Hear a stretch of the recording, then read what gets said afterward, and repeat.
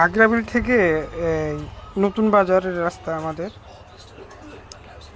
ফিস ঢালা চলতেছে। হ্যাঁ, এই ফিস ঢালার অবস্থাটা আসলে আমার কোনো অবস্থাতে মাথায় আসে না। এই ঢালাইগুলো কিসের উপরে ধরবে? হ্যাঁ, নিচে ভিটামিন বলতে কিছুই নাই, একবারে সাদা।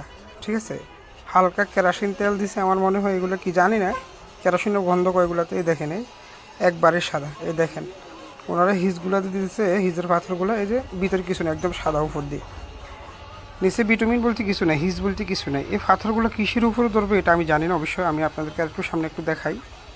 এই যে দেখেন এখানে, হ্যাঁ, এই পাথরগুলোর নিচ দিয়ে দেখেন, এই যে এটা দেখেন, এখানে একবারে কিছু সাদা, নিচে ভিটামিন হিজ কিছুই নাই। এইটার উপর দিয়ে ওনারা কালো করে দিতেছে। জানি না এই রাস্তা কতদিন টিকবে, আল্লাহ মাহবুদ জানে। আসলে আমার মনে হয় দেখার কেউই নেই, একেবারে কেউ নেই, একবারে সাদা।